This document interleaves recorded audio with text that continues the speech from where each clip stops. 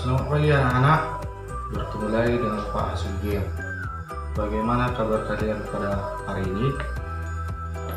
Semoga saja dalam keadaan sehat-sehat ya.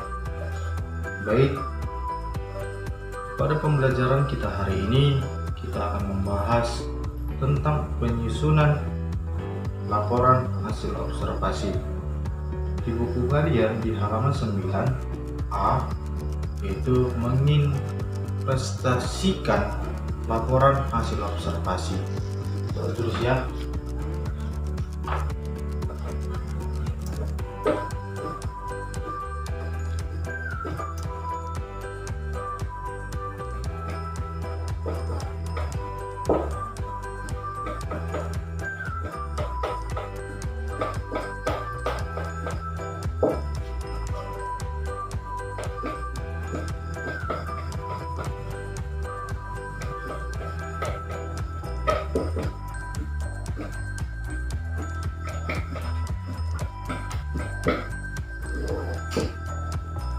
Jadi menginterpretasikan laporan hasil observasi yaitu artinya menjelaskan pengertian dari laporan hasil observasi. Jadi untuk memahami teks laporan hasil observasi, langkah-langkah yang kita perlukan adalah yang pertama, langkah pertama yang perlu dilakukan adalah kita harus mencari referensi. Referensi yang dimaksud adalah dengan mengetahui pengertian dari ataupun penjelasan dari laporan hasil observasi. Jadi sebelum kita memahami, kita harus tahu apa pengertian dari laporan hasil observasi. Lalu apa yang dimaksud dengan teks laporan hasil observasi? Nah, yang dimaksud dengan teks ataupun isi dari laporan hasil observasi yaitu kita harus adalah teks yang berisikan informasi mengenai suatu objek sesuai dengan fakta berdasarkan hasil observasi ataupun pengamatan yang telah dilakukan. Bapak ulangi sekali lagi ya. Teks laporan hasil observasi adalah suatu yang berisikan ataupun objek yang sesuai dengan fakta berdasarkan hasil observasi, yaitu hasil observasi pengamatan yang kita lakukan. Salah satu contoh ketika kita melakukan suatu observasi, tentu kita akan melakukan yaitu yang pertama menentukan judul ataupun menyusun kerangka. Jadi pada saat kita melakukan suatu penyusunan observasi, tentunya kita harus tahu langkah-langkahnya.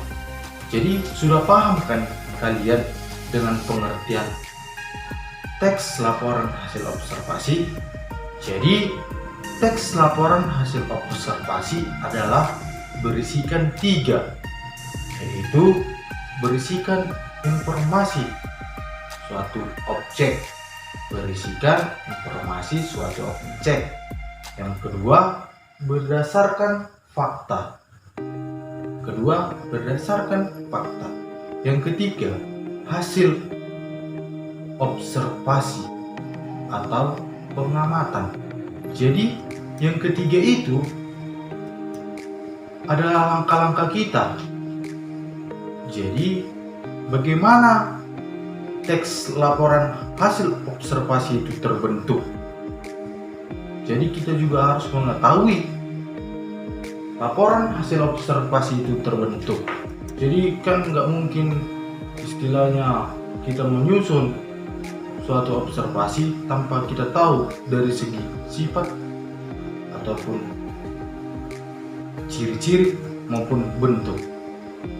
Jadi teks laporan hasil observasi itu terbentuk karena 3 struktur pembangunnya. Jadi ada yang istilahnya berkaitan dengan observasi itu supaya penyusunan itu berjalan dengan sempurna. Jadi yang dapat didefinisikan menjadi 3, yaitu yang pertama definisi umum, ya kan? Baru bisa juga dengan yang kedua deskripsi bagian, jadi bisa juga didefinisikan. Tapi yang pertama lah yang berkaitan dengan definisi umum, dan yang kedua dan ketiga ini merupakan deskripsi, bahwa rawat tadi ya bukan definisi tiga-tiganya. Jadi terbentuknya teks laporan hasil observasi ini ya karena terdapat 3 struktur. Yang pertama itu tadi definisi umum ataupun pernyataan umum.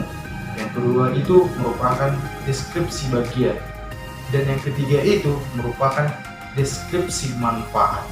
Jadi itulah bentuknya. Jadi kita akan bahas yang pertama, yaitu terbentuknya definisi umum ataupun pernyataan umum. Jadi tadi kan Bapak jelaskan ada 3 yang membuat terbentuknya teks ataupun menjelaskan tentang laporan hasil observasi. Yang pertama tadi yaitu definisi umum, kan? Jadi Bapak akan membahas tentang definisi umum ataupun pernyataan umum, yaitu adalah pembukaan yang berisi pengertian tentang objek yang dibahas. Jadi definisi umum itu pengertian tentang objek yang dibahas. Jadi istilahnya kayak wisata Danau Toba kan, itulah objeknya. Jadi itulah pembukaan, istilahnya yang berisikan tentang objek yang akan dibahas nantinya. Jadi ciri-cirinya itu adalah selalu terdapat di awal teks. Ciri-cirinya yang pertama selalu terdapat di awal teks, dan yang kedua itu terdapat kalimat definisi atau kalimat yang menjelaskan arti, makna, objek. Contoh, karnivora adalah sebutan untuk binatang yang memakan daging. Jadi itulah contoh yang umum kita dengar, ya kan? Karnivora, ya kan? Jadi yang kedua, tadi kan ada 3, sekarang kita yang bahas yang kedua, yaitu deskripsi bagian, yaitu menjelaskan lebih detail mengenai objek yang diobservasi.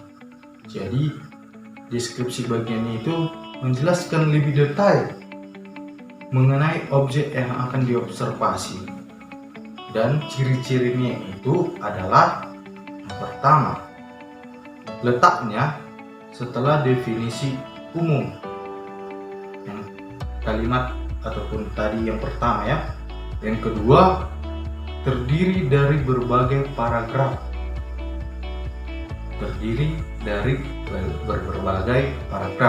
Yang ketiga, menjelaskan detail suatu objek seperti ciri-ciri, jenis, kandungan, dan banyak lagi.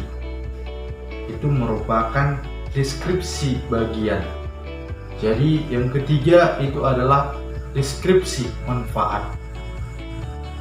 Deskripsi manfaat yaitu menjelaskan manfaat dari suatu objek yang dilaporkan.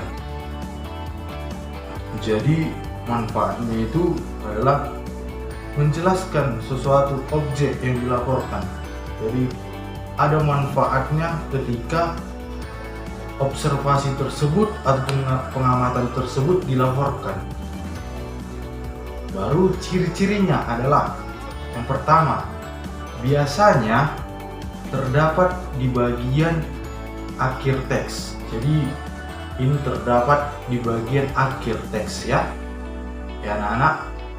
Jadi yang kedua, ciri-cirinya itu bersifat ataupun berisi manfaat objek yang dilaporkan.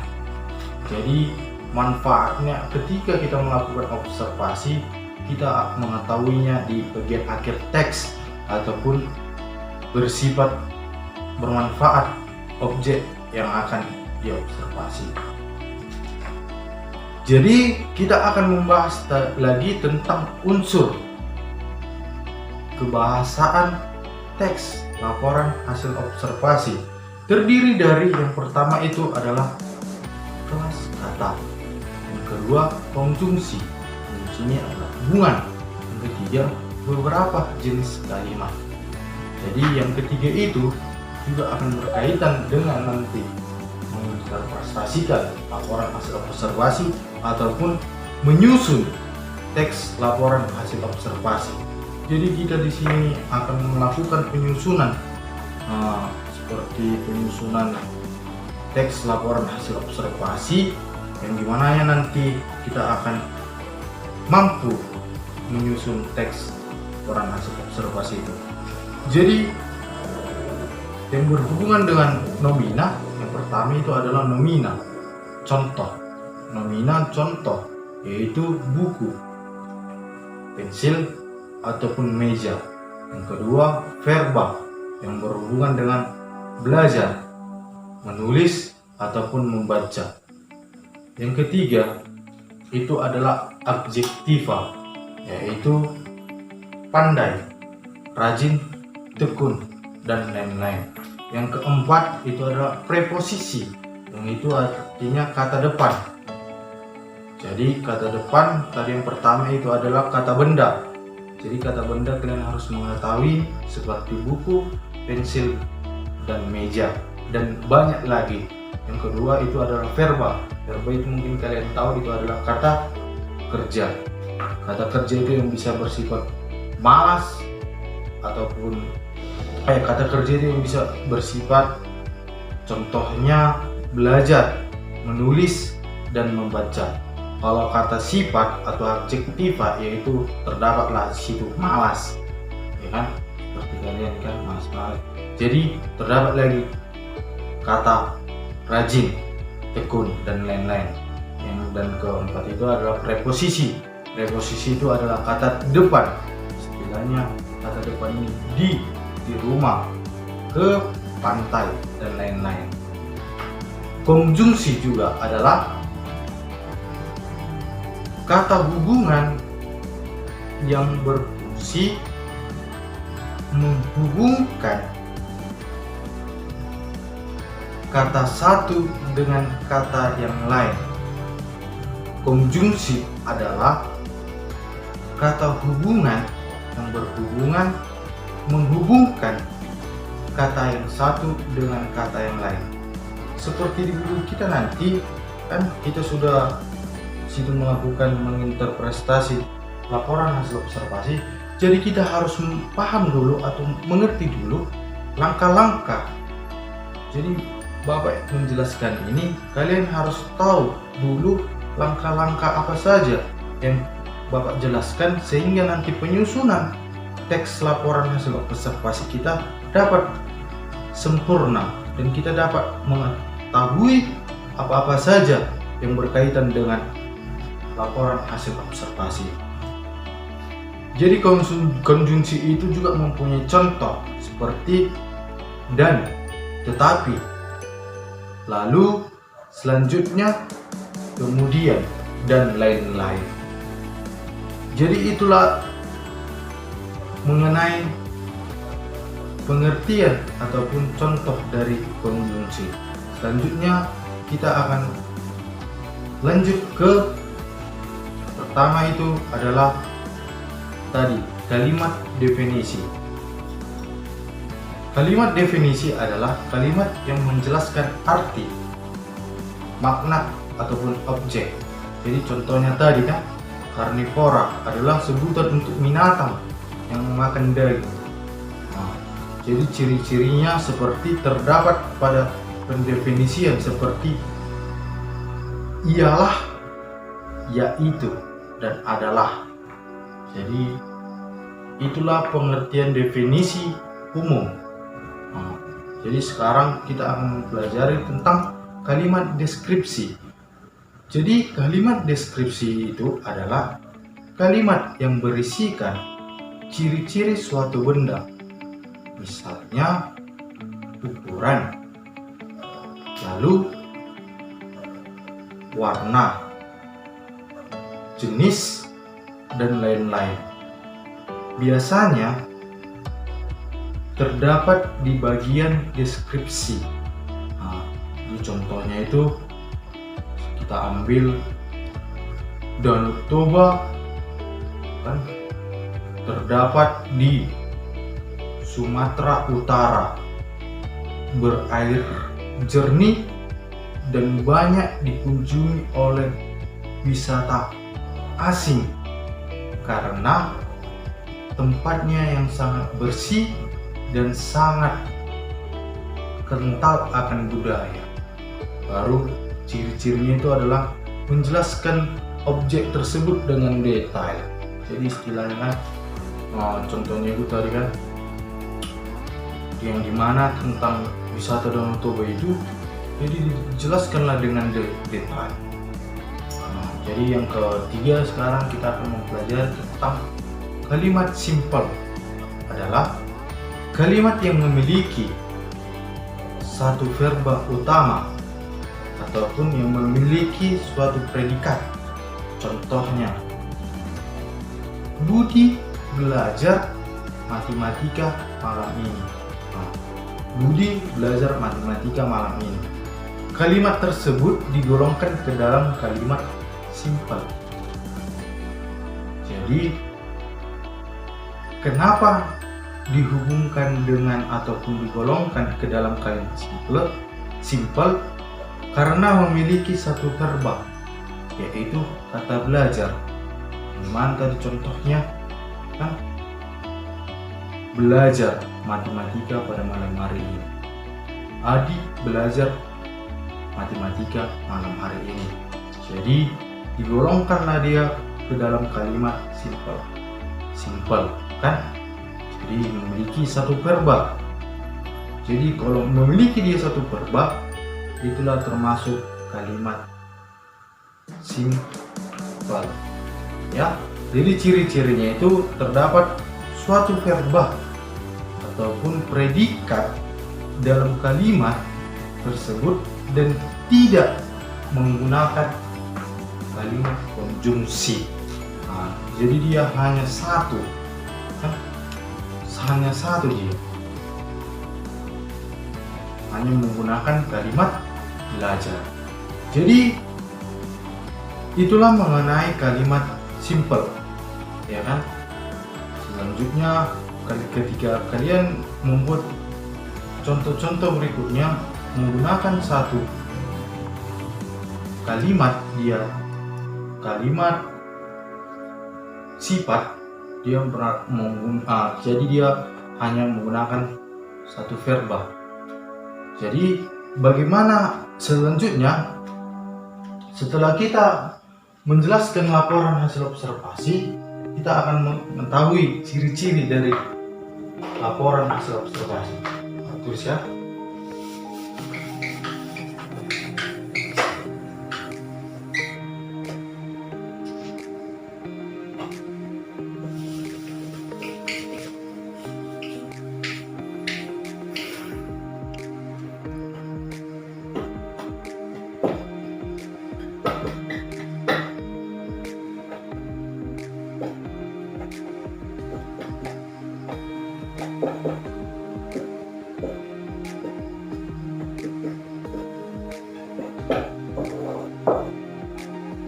Jadi Bapak di sini hanya ingin menjelaskan saja.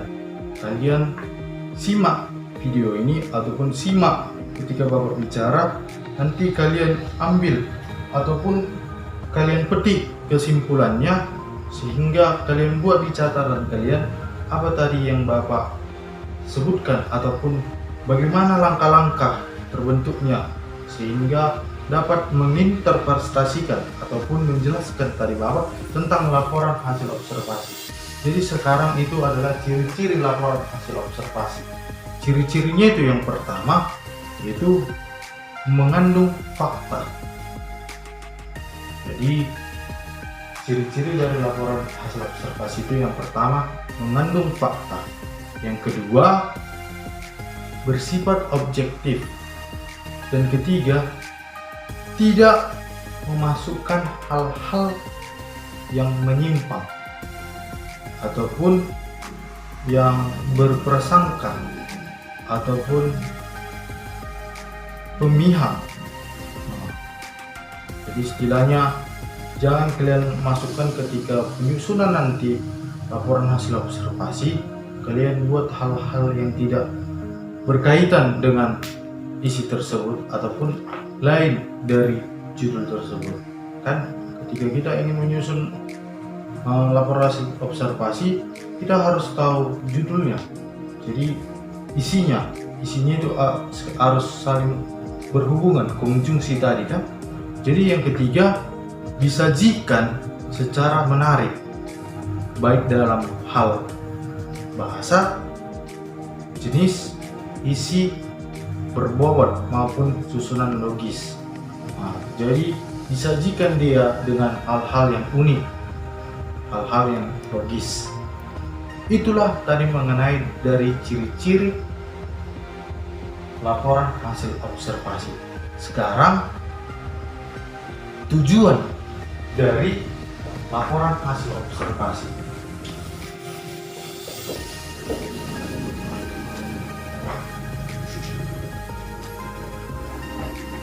Tujuan dari laporan hasil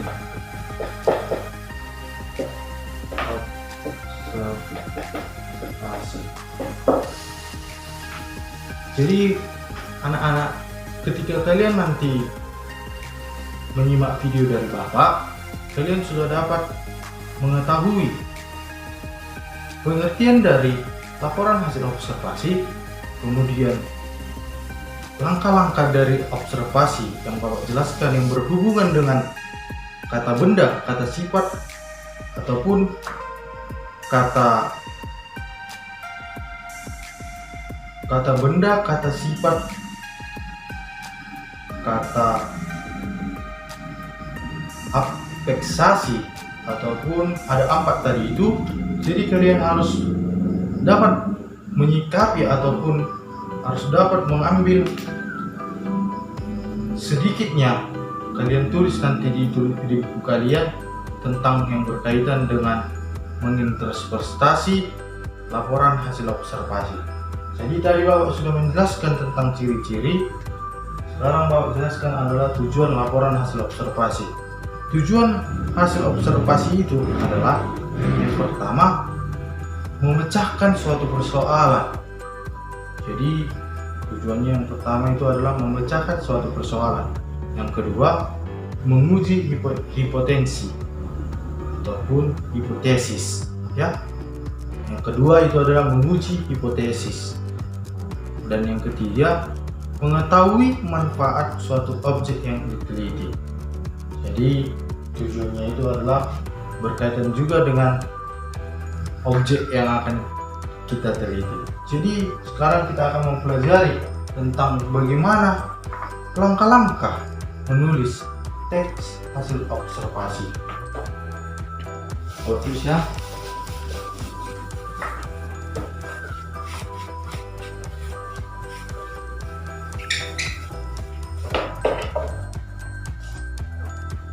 Langkah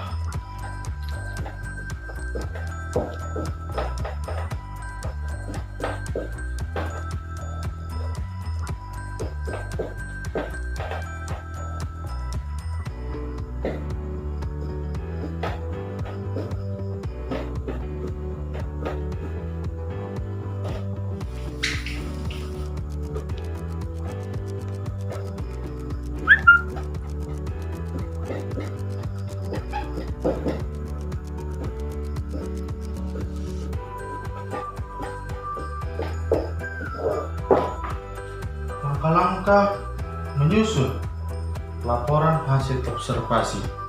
Jadi di sini kita memperkuat yang dimana tadi kita juga di bab pertama, yaitu adalah penyusunan laporan hasil observasi. Jadi penyusunannya itu yang pertama, kita harus mampu mengumpulkan bahan melalui kegiatan observasi. Istilahnya ketika kalian melakukan observasi, ya buatlah dulu observasinya yang seperti hal-hal sederhana ya, yang dimana objek buatan manusia ataupun sekeliling kita kan bisa kita lakukan observasi. Yang kedua, menelaah data yang telah kita peroleh. Jadi ketika kita mengumpulkan bahan tersebut, kita harus mampu juga menelaah kan.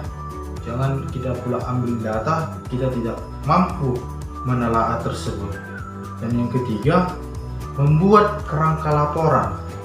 Nah, kerangkanya itu, laporan itu kan dia tentukan dulu judulnya kan, baru dia kumpulkan dulu bahannya kan, dia kumpulkan. Setelah itu dia telah data tersebut ya kan. Setelah itu buatlah dia berbentuk seperti apa kerangkanya tersebut. Dan yang keempat, kembangkanlah laporan berdasarkan kerangka yang dibuat. Jadi kalian kembangkan laporan tersebut kan, kembangkan melalui observasi kalian. Jadi itulah langkah-langkah kita ke depannya untuk melakukan suatu penyusunan laporan hasil observasi. Jadi setelah kalian sudah mendengarkan penjelasan dari Bapak, jadi Bapak akan memberikan kalian tugas, yaitu kalian kerjakan tugas di halaman 11 sampai 15, yaitu ada kegiatan di halaman 11 itu ada tugas. Lalu di halaman 15 juga ada tugas.